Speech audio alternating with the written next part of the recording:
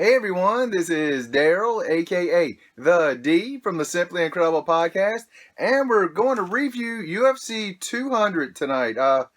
Wow, all I can say is wow because I picked six of the fights and I only got one of those right. that was that was pretty impressive on my picking ability right there. To only get one out of the six I picked right. But we will jump right into it. For me, I thought it was a really good night of fights.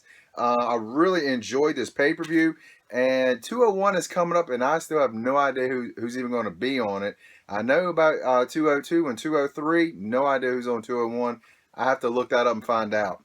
But right now, UFC 200.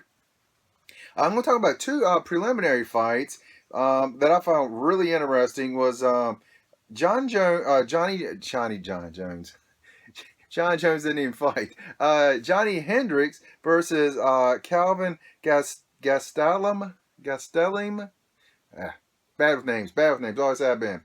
I was really looking forward to seeing how Hendrick was going to come back. He's been struggling lately, former champ, and he lost again, another unanimous decision.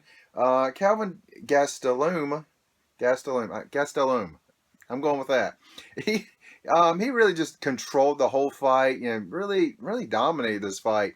It really surprised me. I mean, Hendrick, since he really had that battle with GSP, and then later on, he just doesn't have it anymore, and it kind of stinks because I thought he was going to be one of those guys that'd be toward that top for a while, and it's falling right off the map. And the women's match, I talked about this earlier. Kat Zingano versus Giuliana Pane.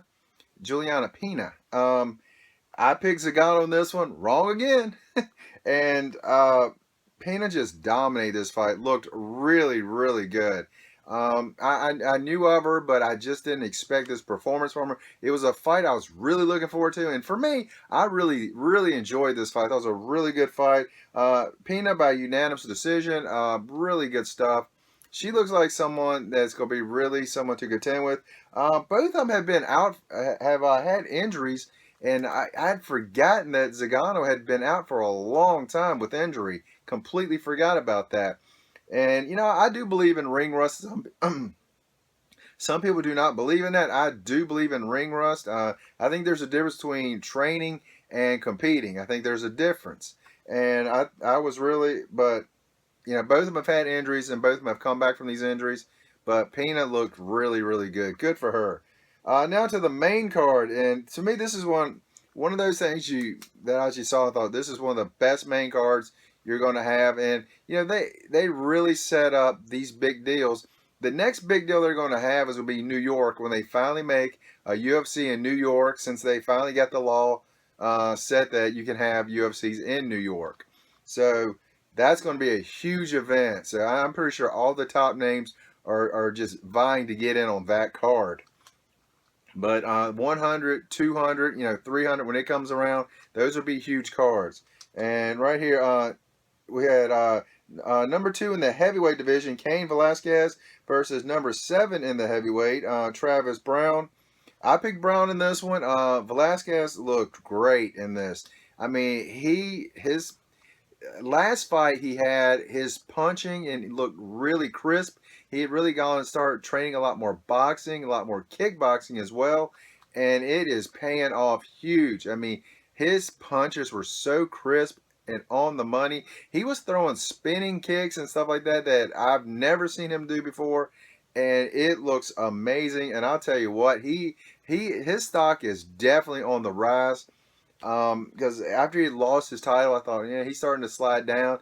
But I tell you what, he has really picked up his game a lot, and Velasquez just looks great. And you know what? He might be right in line for that title again. He might be right back at there. So that was impressive. Next for the featherweight interim title, and again, I don't like this when you have a champion that is not injured. If you have a champion that's injured and he's not fighting, we understand. But if you have a champion that's healthy and he's just fighting in other divisions and not in the division he has the title, that kind of bugs me. I remember Silva, he was a middleweight champ. Was it middleweight? Yeah, middleweight champ. But he would move up and he had some fights in the light heavyweight. and he would drop back down, but he would always keep fighting. He wasn't someone that skipped 6, 8 months. When was his last fight? McGregor's last fight it was in December when he won the title. Hasn't fought since in that division, and he won't be fighting for at least a couple more months in this division. But Jose Aldo, the number one versus number two Frankie Edgar. Wow, I was way wrong on this one as well. Jose Aldo, he come back from that defeat against Conor McGregor and looked dominant. I really thought Edgar, after the last time they fought, went to a decision. I really thought that it was, I think it might be a split decision in that first one. I can't remember. But watching this fight, Aldo just outclassed him, just totally outclassed him. It was quite impressive. Honestly, as impressive as he's been over the last decade, really. This to me was about as impressive as I have seen him. It was really just a thing of beauty to watch him just dominate a top-notch fighter like Frankie Edgar. It was impressive, but it was a unanimous decision. But it was really impressive. I mean, his hands, kicks, knees were looking really sharp, and I was telling one of my friends when I was watching the first couple rounds, they were moving so fast. I almost felt like I had the TV on fast forward at me. It was just felt like they were flying around. It looked so great. And I was also mentioning this as well. It's fun to watch these smaller guys fight because it makes the cage look so big. And then you got guys like Brock Lesnar and Mark Hunt get in there. That octagon starts getting smaller because those guys are so big, and these guys are so small. It's really impressive to watch. Next in light heavyweight, it was a non-title match. Daniel Cormier, the champion in the light heavyweight, versus Anderson Silva, who took the place of John Jones, which it kills me. And you can really tell Daniel Cormier was upset about this as well. When you hear him talking stuff, he really wanted to fight John Jones. And John Jones, I don't know what all he took or anything, but man, such a talent, and it just seems like things just keep happening to derail his what should be a great career, and it really stinks, But Anderson took this fight like 2 days ago. No training camp, no nothing. One of the greatest of all time. Many call him the greatest of all time, and no training camp, no nothing. He looked heavy in this fight.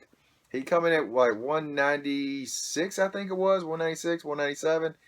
He looked heavy. He didn't look like that sleek guy just flying all over the place. And Cormier he dominated the fight.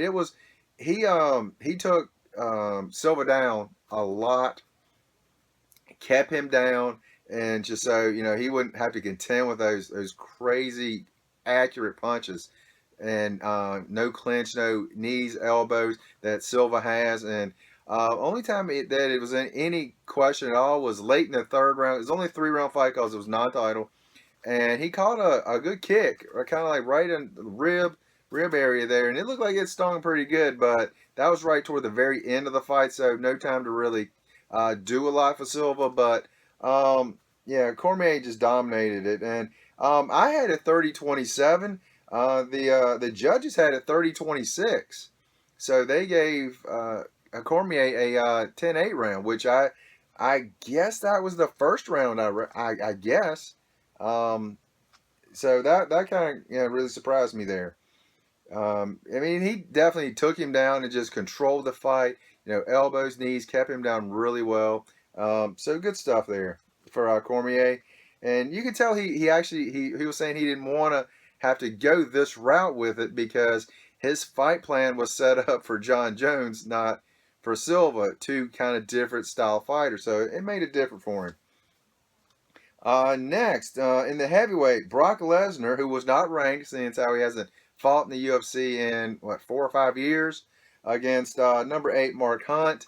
And I picked Mark Hunt in this one, but I will say this, I did get the Cormier fight right. I got that one right. I picked Mark Hunt basically because he just has so much power in his hands, and he's been constantly fighting. Lesnar has not fought in a long time. It's tough to come in there and fight a top tier guy, and come out with a win. And Brock come in, he took a few punches, which, I mean, not like on that chin, but he took some punches. He had some swelling after the fight. Brock kept getting in, taking him down, and just totally dominating on the ground. The second round could have been a toss up simply because both of the guys looked really gassed in that second round after Brock just ground and pound and really controlled Mark Hunt that first round. And I think that the refs, not the refs, but the judges also gave that second round to Hunt, which I had too. Um, so it ended up being a unanimous decision for Brock. And to be honest, I'm really surprised Hunt finished that third round, made it through, because he was down taking some brutal shots from Lesnar. He was side mount down. And it was, Lesnar just had that side mount, throwing some huge punches. Just had his arm around his head, really kind of locking his head in there, really throwing some bombs. And his hands are so huge. It's just ridiculous how big his hands are. And they always say it's like getting hit with what they say, a lunch pail. I mean, just getting hit repeatedly with something that big. And it's impressive that he actually finished the fight. That takes huge heart, and wow. Me and one of my friends were talking, like, yeah, if he hit me like that, my nose would probably be touching the back of my skull. Because his hands are so big and so much power. But Lesnar with the win there. And last in the women's title, Miesha Tate, the champion, versus number 4, Amanda Nunes. And again, wrong with another one. Nunes just come in and thoroughly dominated Miesha. It only lasted, 3 minutes, I think, something around that. And she just, I mean, Amanda's punches were so stiff, and Miesha was bloodied up big time. And it was finished on the ground with a rear naked choke, and it was, wow, it was really never in question, because those punches started quick, and wow, it was quite the impressive show by Amanda. And I said it. I said she was not ready for this. I said that she was like fourth in line, third in line after for the title. I figured there was Miesha, Ronda, and Holly Holmes, but Amanda's now the champ. That belt has switched a bunch in the last 6 months, 8 months, 8 months I think it's been. So it's really impressive what's going on in that division. And I heard someone say this tonight. He said, "What do you think? Do you think this is good or bad for the division that it keeps changing hands and you don't have one lady there that's really dominating it since Ronda's lost the title?" And they said they think it's bad for the division because they don't have that face for the division now.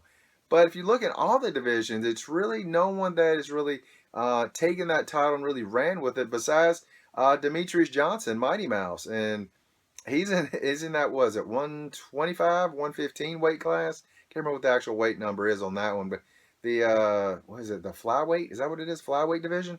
And he's the only one that's really held the belt for a long time. So it's hard to say who's from event to event who's going to have that title. From any weight class really. So I'm just loving that there's so many different people that are good enough to actually take the title. That's awesome to me. And a lot of people don't like it. A lot of people want someone who's got that title hanging on to it. I like seeing different people with it, but that's just me. I'm different from a lot of people. But all in all, great event. I really enjoyed it from top to bottom. Really enjoyed it. Well, top to bottom on the main card, couple fights on the prelims. Good stuff. But that's all I got now. And UFC 201, I don't even know who's fighting. I don't even know when it is, but that's coming up sometime. I don't know when. But whenever it does, we'll make a videos and let you guys know what's going on with it. Our podcast this week, I know we'll be talking about UFC 200 and all the outcomes and everything. I'm sure we'll definitely throw a lot in on that on the podcast this week. But that's all we got right now. And you guys have an incredible day.